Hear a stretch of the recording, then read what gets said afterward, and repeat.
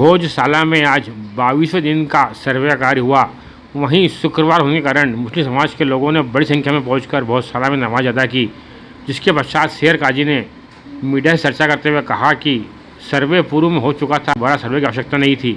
वहीं उन्होंने कहा कि सुप्रीम कोर्ट के आदेश पर खुदाई का कार्य रोक दिया गया है एवं अक्कल कुइया के बारे में उन्होंने कहा कि हर दरगाह के पास कुएं बावड़ी होते हैं।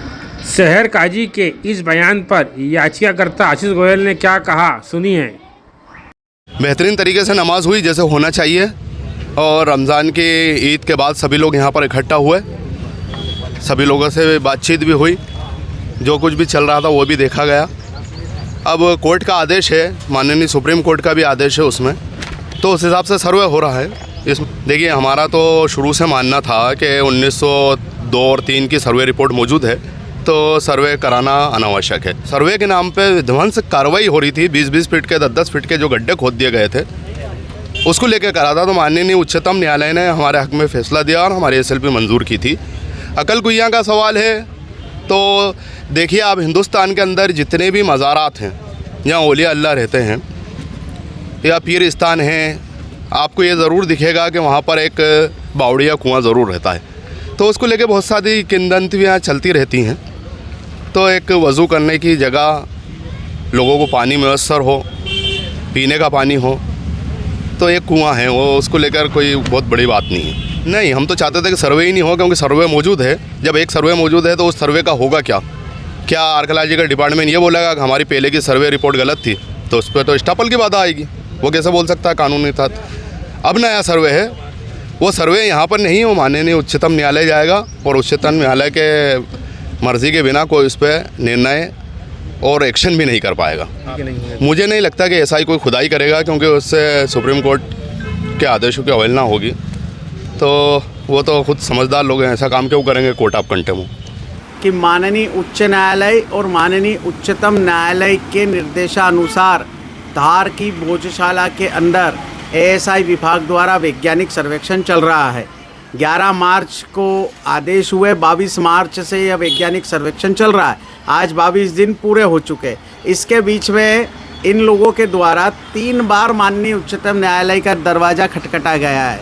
ये 3 बार वहाँ जाकर बेरंग वापस लौट चुके हैं। तो जब 3 बार उच्चतम न्यायालय में जाकर वापस आ गए हैं, फिर भी सर्वे पर रोक लगाने की बात करना, सर्वे क्यों हो रहा है इस पर प्रश्न चिन्ह लगाना, सर्वे के परिणाम आएंगे तो मानना या न मानना, इसके ऊपर शंका कुशंका व्यक्त करना, तो ये तो कुल मिला के कंटेम्प्ट ऑफ कोर्ट है। यदि आप भारत की न्याय व्यवस्था में, कानून और संविधान में अपना पूरा विश्वास रखते हैं, तो जो सर्वेक्षण चल रहा है वो पूरा हो जाने दीजिए। साक्ष्य निकलेंगे, प्रमाण निकलेंगे, अपने आप सिद्ध होगा।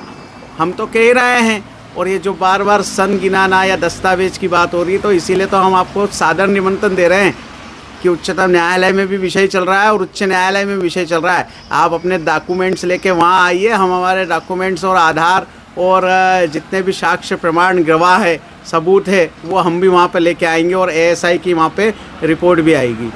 It is also made clear that no physical excavation should be undertaken which will alter the character of Bhojshala temple. ऐसा कोई उत्खनन नहीं होगा जो भोजशाला मंदिर का भौतिक स्ट्रक्चर चेंज कर सके। यह माननीय सुप्रीम कोर्ट ने कहा है, ASI को दिया है। और माननीय बड़े बड़े वहाँ पे तो अधिवक्तागण, विद्वान, कानून के ज्ञाता लोग रहते हैं, नहीं तो 3 तारीख का और आज 12 अप्रैल तक कंटिन्यू वहाँ पे ऐसा उत्खनन और सर्वेक्षण का कार्य अभी तक बंद हो चुका होता। तो सर्वेक्षण अपनी गति से चल रहा है। सर्वेक्षण पर न किसी को कोई प्रश्न चिन्ह लगाना चाहिए, न माननीय उच्च न्यायालय और उच्चतम न्यायालय पर कोई प्रश्न चिन्ह लगाना चाहिए। धर्मियों ने जो विध्वंस करा है, चाहे सोमनाथ जी का मंदिर हो, श्री राम जन्मभूमि का मंदिर हो, काशी विश्वनाथ का मंदिर हो, कृष्ण जन्मभूमि का मंदिर हो या भोजशाला हो, अरे हम तो त्रेता युग से प्रमाण निकाल रहा है राम जन्मभूमि में, तो ये तो कलयुग की बात है। 1010 में राजा भोज ने भोजशाला का निर्माण करा, तो हमको तो अब केवल 990 साल पीछे जाना है। यहाँ तो हजारों साल पहले त्रेता युग के प्रमाण निकाल के आया गए कि अयोध्या के अंदर श्री राम जन्मभूमि पर ही रामलला का जन्म हुआ था और वहीं पर ही श्री राम जन्मभूमि के स्थान पर ही रामलला का भव्य मंदिर था, जिसे बाबर ने तोड़कर वहाँ पर एक ढांचा बनाया, जिसे बाद में बाबरी मस्जिद कहा गया। सारा वही हुआ, सर्वेक्षण हुआ, सारा कोर्ट में विषय चला और आज वहाँ पे भव्य रामलला का मंदिर है। तो कहने से कुछ नहीं होता। वो सरस्वती कूप है, ज्ञानवापी कूप है, 3 जगह, नालंदा विश्वविद्यालय, तक्षशिला विश्वविद्यालय और राजा भोज की भोजशाला का जो विश्वविद्यालय था वहाँ था। और ये सत्य है। हम इस सत्य को, शाश्वत सत्य को कानून और संविधान के दायरे में प्रतिपादित करना चाहते हैं। इसीलिए ये वाद भी दायर किया गया है, इसीलिए सर्वेक्षण की भी मांग की गई है कि जो लोग अभी भी नहीं समझ पा रहे हैं कि ये राजा भोज की बनाई हुई भोजशाला है, वे शीघ्रातिशीघ्र समझ ले।